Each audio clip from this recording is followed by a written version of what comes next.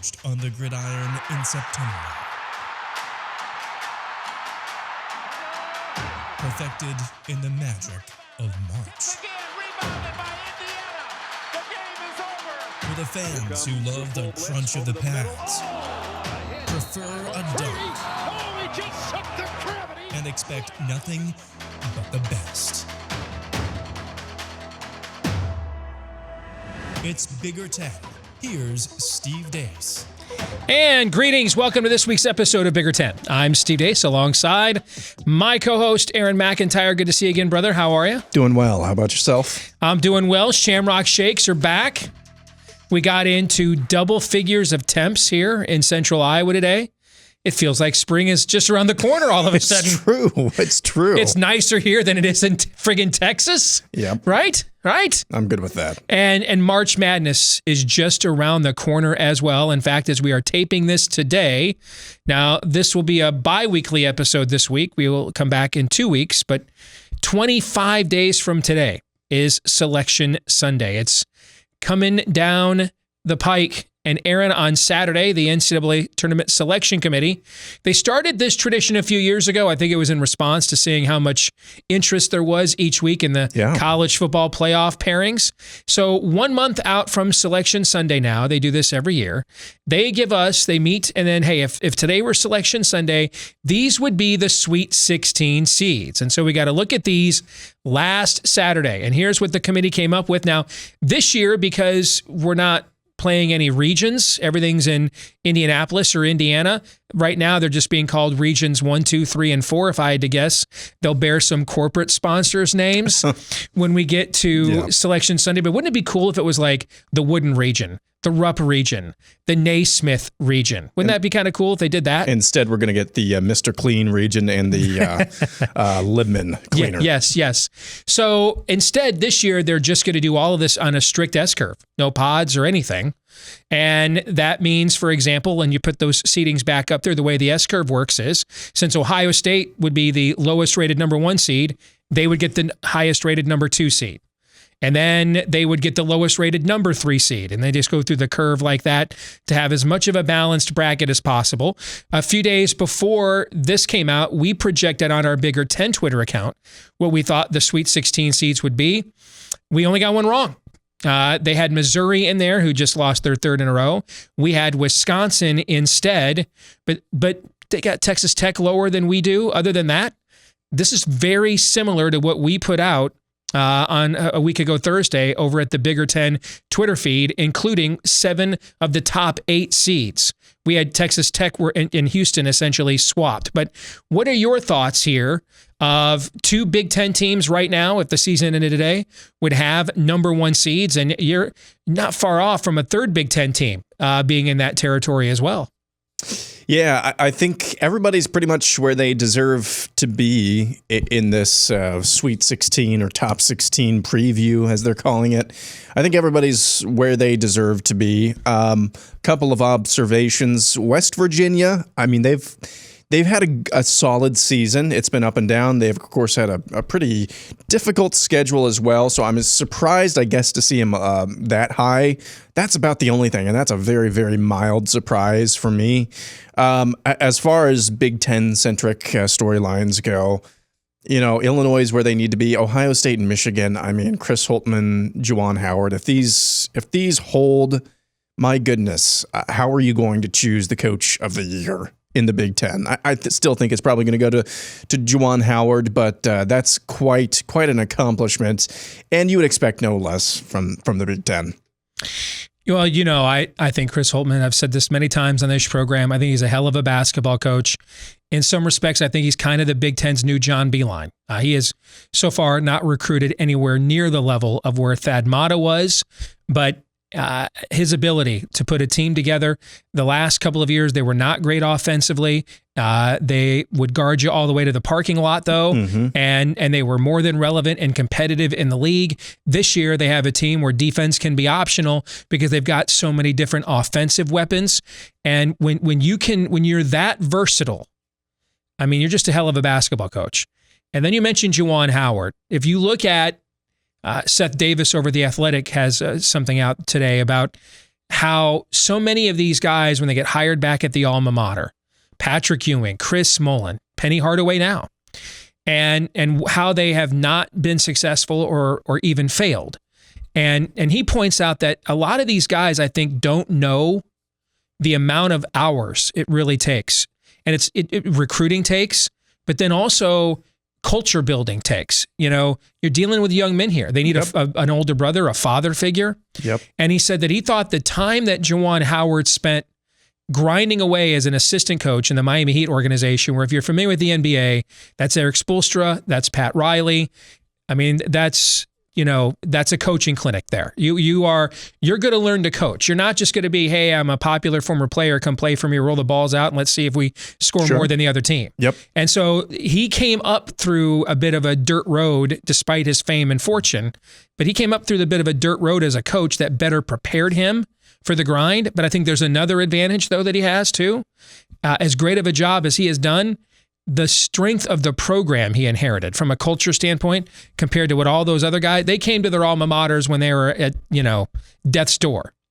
He came to a program that was coming off of, 1 year removed from playing on the final Monday night of the season, right?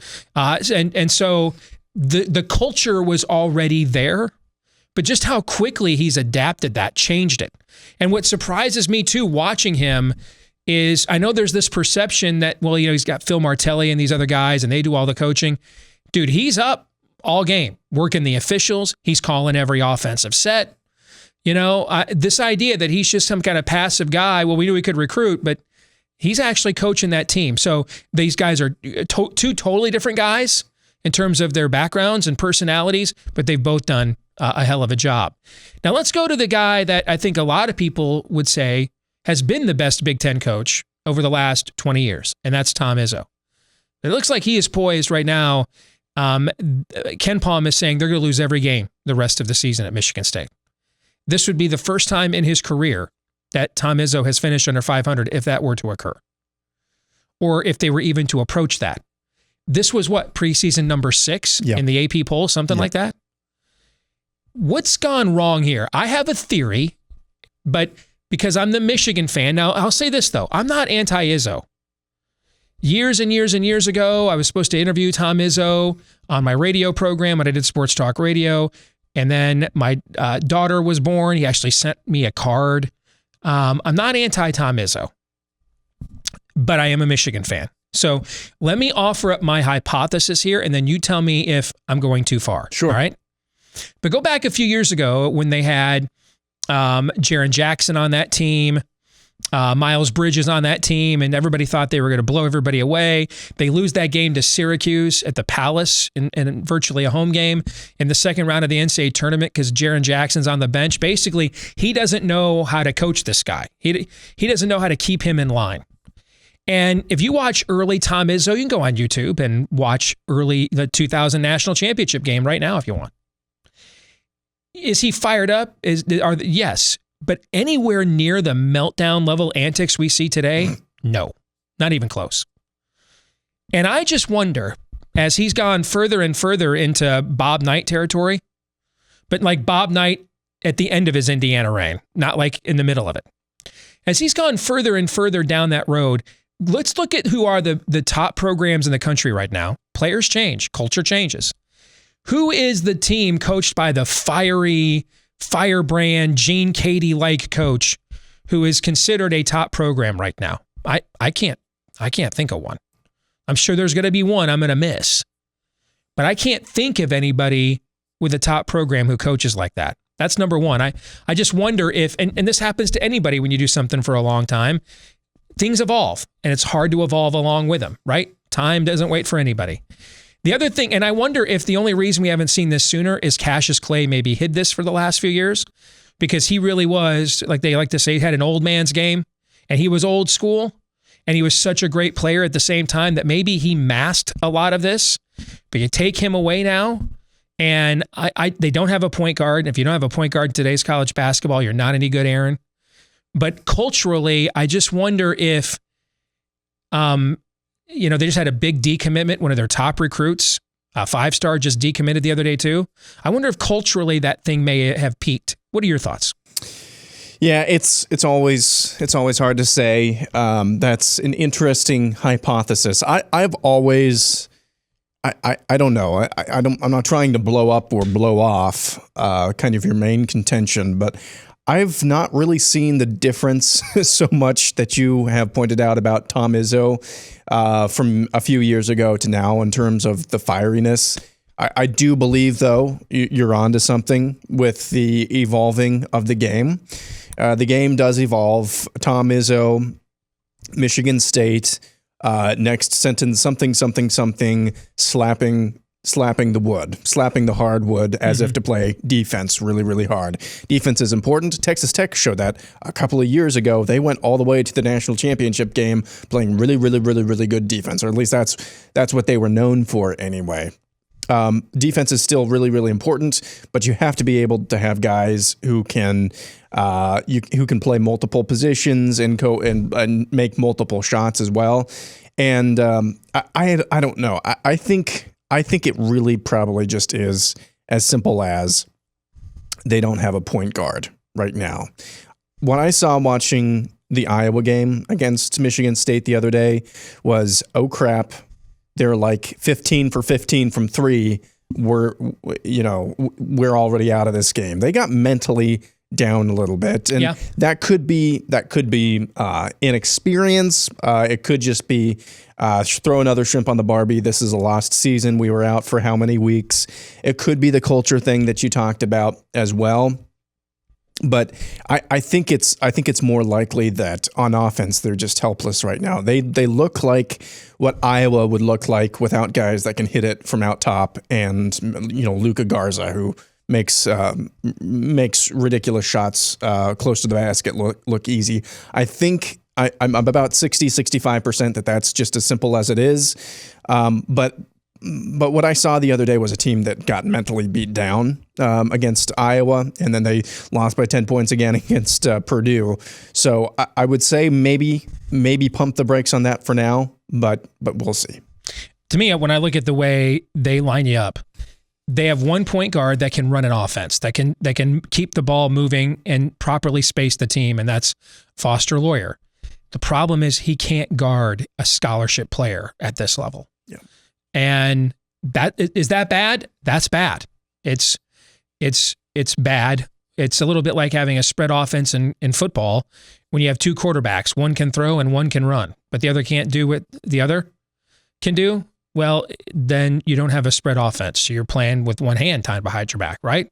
And that's kind of what I see going on with Michigan State. Now, you mentioned, and we've already discussed Juwan Howard in Michigan, so we'll just spend a brief amount of time here. They've got enough time already, although I'm fine giving them more. But they are back in action, a 23-day pause. And as we talked about on last week's show, this was not a typical pause. They were in a full 2-week quarantine. They could do nothing other than leave their rooms except to run in pairs outside in the winter. And that was it. That's all they could do. They resumed practice a week ago Monday. They go on the road to Wisconsin, a place, and since they built the new building there, I think they've won there one time. They were down by 13 at the half, come back, close the game on a 35-16 run, and I think sent a message that they're definitely, the Big Ten championship goes through Ann Arbor. Doesn't mean they will win it, but you're going to have to topple them in order to win it. Your thoughts on that? Yeah, it was a really weird game on that was Sunday. It was a very odd game in that it was kind of the inverse of what I thought would happen. I thought maybe for the first half, Michigan would look like at least be competitive and or winning by halftime, and then in the second half they'll look like a team that's not really been doing anything for the last couple of weeks. It was the inverse of that, though. They made Wisconsin look like they were the team who hadn't practiced, who hadn't really done anything that an actual basketball team would be doing, like practicing and working out. They made Wisconsin look like that. So who knows how long? I think by this point in the season, if it was just a hot streak, an extended hot streak from Michigan, it would have already shown. I think the bedrock for your Wolverines is very, very solid. The foundation is very solid right now, and it's one of those situations where you kind of think that you're going to have to catch them on an off night, at least in some area, for you to have a chance to beat them. Let's talk some football. A lot of debate going on around the country right now about what to do with spring football. Do it at all, try to have spring games, or when to start. Some schools, including here in the Big Ten, starting spring football as soon as next week. There's some thought that this is to get it in as soon as possible in case of any other, potential COVID shutdowns.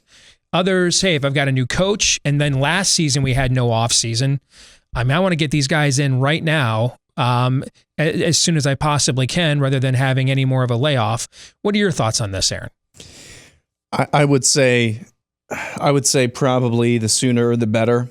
You never know when another Michigan-style quarantine is coming at you. The Big Ten variant. We're gonna have to start calling it the Big Ten. The Big Ten variant at this point. I would say get it in, get your stuff in, get your work in as soon as possible. Because I don't think these guys, just the rhythm of the season, this is now going to be what we're going to tell these guys 2 years in a row that it's just going to be completely off kilter. Mm-hmm. No, get your work in as much as you possibly can. All right, finally. I read this in a fascinating article over at 24/7 Sports this past week, but I want to make sure I get this number right. There are 400 fewer high school football players that signed scholarships this year than last year. 400 educational opportunities lost. And if you go and look at the 24/7 recruiting rankings right now, look at Oklahoma. That's a good example. Oklahoma's average recruit rating is really high, but its recruiting class is only ranked 11th. Now, that's really good, but its average recruit ranking would be higher than that. It only took 16 commits because, and Lincoln Riley has been open about this, hey, we're saving 4 or 5 spots for the transfer portal, and they've already taken a couple of guys already because with the lack of scouting, no visits. Looks like the NCAA is gonna extend the no visit period into May, is what we're hearing now. What are the better odds that that I won't miss on a commit? It's the old line of recruiting. It's not the players you don't get. I think Rick Neuheisel, coined this phrase. It's not the players you don't get that get you fired as a coach. It's the players you do get that can't play. Those are the ones that get you fired, right? And so a lot of these coaches are saying, hey, I haven't had a chance to scout these guys. You get beyond the top 300-400 guys. I don't really have a time to get to know personally, is that a mold of clay that I can turn into a player?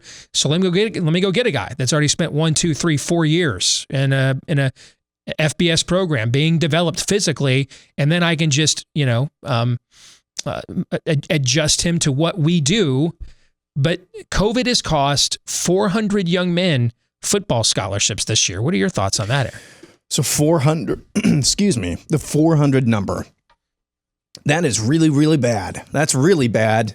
I thought it was going to be a whole lot higher, actually. Now, that's not to say it's good. Like, oh, we caught a break here. No, that's like going to the mechanic, asking him what's wrong with my car, and saying, your engine is missing, but it could have been your rear and front bumper, and it could have been your headlights as well. So you got off a little. No, 400 is really bad. That's really bad. But this is, I think it was last week or 2 weeks ago, in the middle of Michigan high school athletics attempt to return to play for winter sports. Alabama basketball's head coach sent a note saying, hey, we cannot scout these guys. These are guys that would otherwise be getting looks or opportunities, and that's great. But we can't even do anything right now with these folks. You're taking away their opportunities, taking them away. Mm-hmm. That's not to say that every person who gets scouted is going to get a scholarship at even a Division III or II school. but you still at least want to have that opportunity. You still want to have that just promise, that promise that you're at least going to have a chance. And that's being taken away from, as you said, hundreds upon hundreds of kids right now. And so it's until sanity reigns again, which might be a ways away, this is going to continue to impact. Forget about the actual teams that are recruiting these guys. It's actually them as well. How many Deshaun Watson stories have you heard? Because of the opportunity that the opportunity that these scholarships provide players, it's legion amongst communities, amongst players that otherwise would never even dream about having the opportunities that these guys do. And it's just unfortunate is too calm of a word, but I can't think of anything else without getting us censored. There's another angle to this too, just as a quick little sidebar, and I want to know what you think about this. The COVID, the super seniors we're going to get this year, meaning guys that were seniors that played, they get a free year and can come back. Now, there's some talk that they're going to allow a little bit of scholarship expansion to accommodate that. But remember, all these football programs have to compensate the universities for these scholarships. So it's not how many, there's schools in the Big Ten. Wisconsin just did this last year with the spring sports. Remember, they told their players, no, we can't afford to have you guys come back. So some of this also is schools waiting around to see, hey, is this guy going to play another year? Because obviously I'd rather have a guy that's been in my program for 4 or 5 years and take a chance on him for next year's team than a 17-year-old young man I maybe have never even met in person, right? Is that an argument for a policy some have argued for that there should be no more signing days? There's just a period of a window when it's open, 9-10 months out of the year, and anytime a player wants to sign, he can sign. Because if we had that, we could probably, some of these 400 players anyway, could probably find some landing spots after graduation in May when a lot of these schools go back to these super seniors and say, okay, we got to know as we set our summer program, are you going to be here? Do you want to come back and play more football? And a little bit like a supplemental draft in an NFL, if you know what I'm getting at. What do you think? So I think maybe as a temporary thing that would be a good idea. I don't anything right now to try to work around. I guess if you want to say we have to have these policies in place because of the unprecedented times. I guess anything to work around that, I would be in favor of, at least temporarily. I've never really understood the significance necessarily or the importance to teams to having one signing day. A signing period makes a lot of sense to me in general. But I don't know. You can tell me what the importance of a signing day is. I've never really understood it. Well, especially because it goes back to long before it was a made-for-TV event. Yeah. If it was specifically a made-for-TV event, then I would totally understand it, right? Yeah. But since it goes back to long before that, I don't really understand it either. All right, we'll come back. We'll play this week's game of Would You Rather next.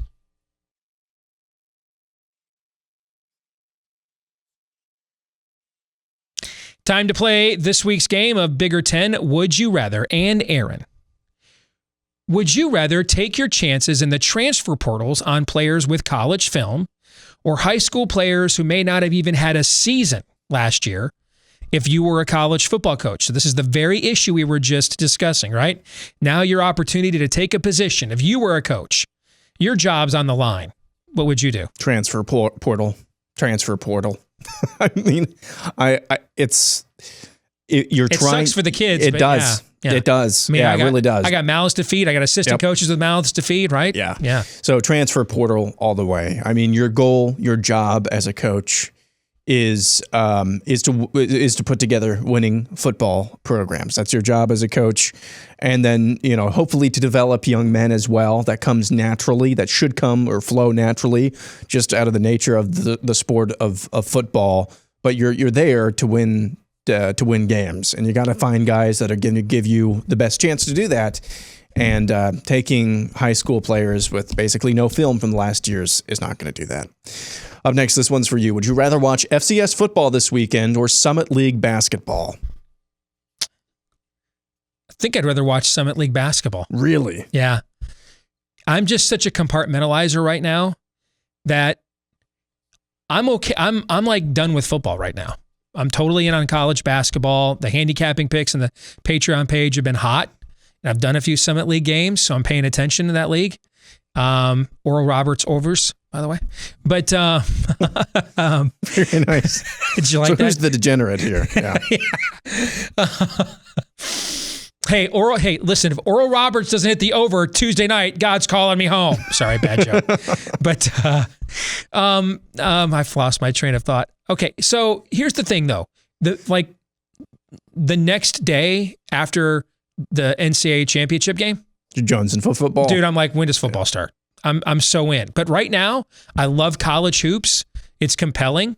So I'm all in on college hoops. But trust me, shortly after that season ends, I will be jonesing heavily for some college football. For you, Aaron, would you rather have Urban Meyer hold firm in his decision to hire your former strength and conditioning coach, Chris Doyle, which he didn't do, took about a day and a half of massive feedback and blowback from that, and then Chris Doyle offered his resignation. Would you rather that he hold firm or not have risked hiring him at all? I don't like the term risked, but if there's any possibility whatsoever that you might change your mind, don't even do it in the first place. So I guess it's the latter there. Don't even risk hiring him at all. If you're not 100% sure, you have to know that there's going to be blowback, or maybe you don't. Maybe that you're just that insulated from the outside world.